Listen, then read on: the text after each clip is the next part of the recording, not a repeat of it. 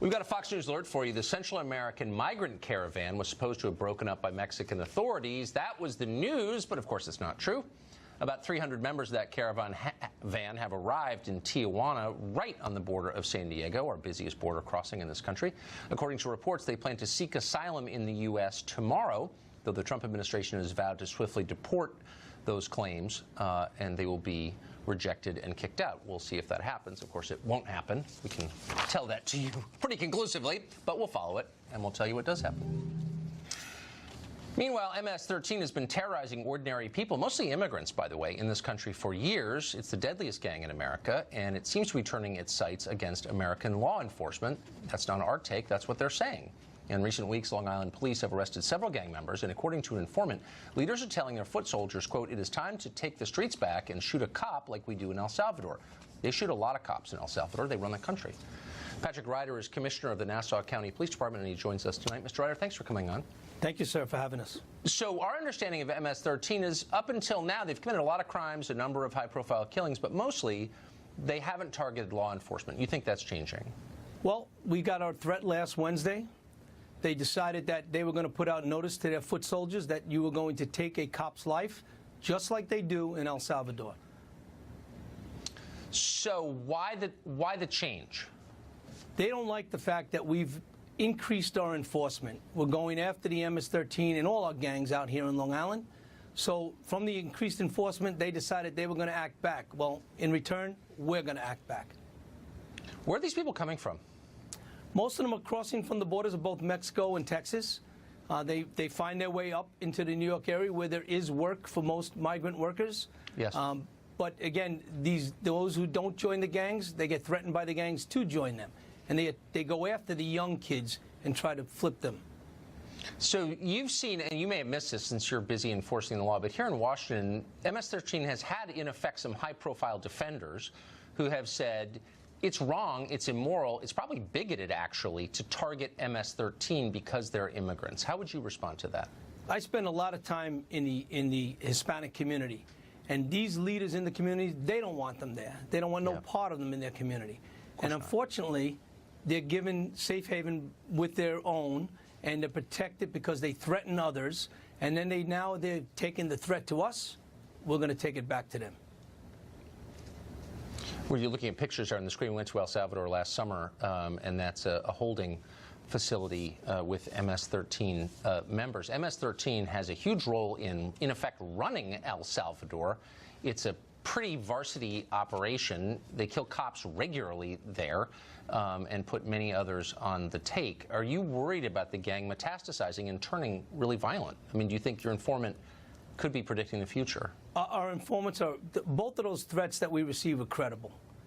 We went out and we gave the enforcement. We are concerned, obviously, for the officers' safety, all of our officers, both here, Nassau County, the state of New York, and the country.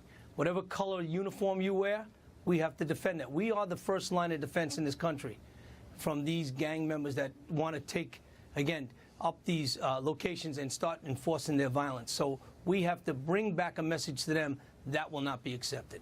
Well, if you maintain that level of self-confidence, you'll win, and I hope that politicians don't force you to dial it back, because I think you're right. Commissioner, thank you. Thank you, sir. MS-13 isn't the only threat America has brought in from abroad, imported. Terrorism is a largely immigrant phenomenon, not exclusively, but largely, with immigrants and their children committing or attempting dozens of terror attacks in recent years. The question is, what can we do about it, and do we have a right to vet people with that in mind? David Beer is an immigration policy analyst for the Cato Institute, a libertarian organization, and he recently wrote a study arguing that America doesn't need stronger vetting processes for immigrants. Mr. Beer joins us tonight. Thanks a lot for coming on.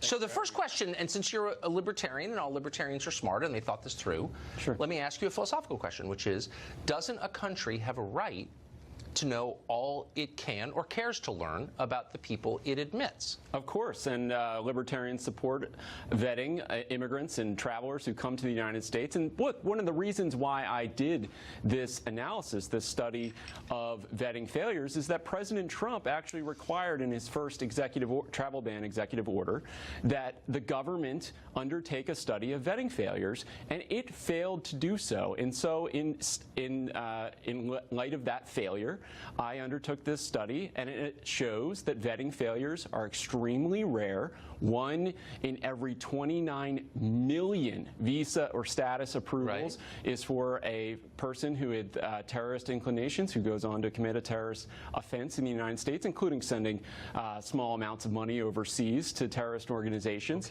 And that's 84% lower than the rate before 9/11, and that shows.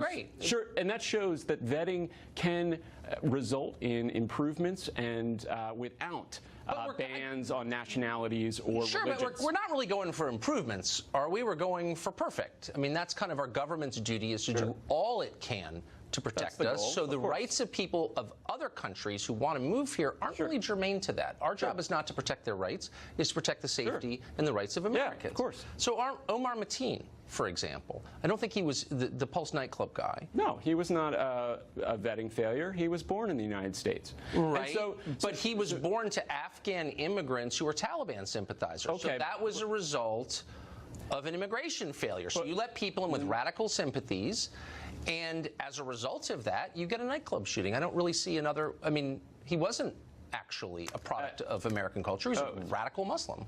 He was not a product of a failed vetting system. He was born in the United States. He was raised here. That is a problem of assimilation with his parents. But you have to look at the study that I conducted also looked at all types of threats from U.S.-born people as well as people who are born abroad. There are a lot of threatening Americans. And they are very, very low on the risk. Maybe, but the overwhelming majority more than 200,000 Americans have been killed in regular homicides. I'm fully aware. Look, over the last 15 years. But this is a specious argument. You're saying that because there are a lot of dangerous Americans, and there definitely are, that we shouldn't be concerned about dangerous immigrants because they're look. How about this? Anybody who wins the privilege to come here and take American benefits, which are very generous, as you know, should be not only a non-threat, should be a demonstrable net asset to the country. And yet we think it's somehow immoral to demand that.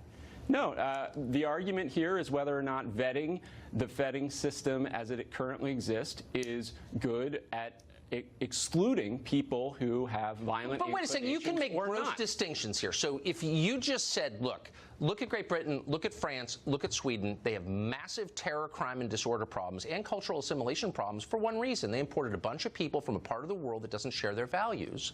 Why wouldn't you look at you wouldn't want to live in Sweden now as a result. You wouldn't want to live in London as a result. So why shouldn't we look at that and say, I don't care, we're not going along with that because we know how it winds up? Well, you know, if you look at the conviction rate for all crimes committed by people who are targeted by the president's executive order, they're far less likely to commit crimes of all types than native-born Americans. You know, I don't actually think that number. I think unfortunately, we don't have time to sort of unpack that. Let me just say for the record, I disagree with that. I think you're using a bad number there. Fine. But any crimes is too many.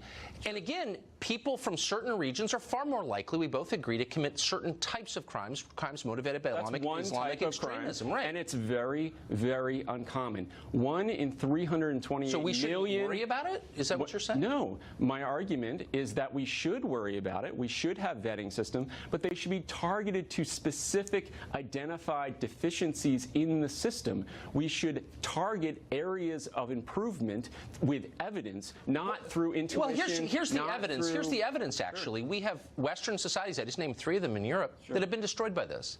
So what's your conclusion? France is not a non-society anymore. How about anymore. Sweden, which had like a negligible crime rate? Now it has grenade attacks to the point it's one of the most dangerous countries in Europe. Do you see any connection between that and their immigration policy? So the United States does have a better system of assimilation than other European, other developed countries. Is there any lesson from that? Oh, so we're more efficient than the Swedes? Is that what you're saying? Because I don't believe you. We are far better at assimilating immigrants in the United States, including Muslim immigrants who have assimilated quite rapidly into American society. So there's no obvious lesson from Sweden that you see at all.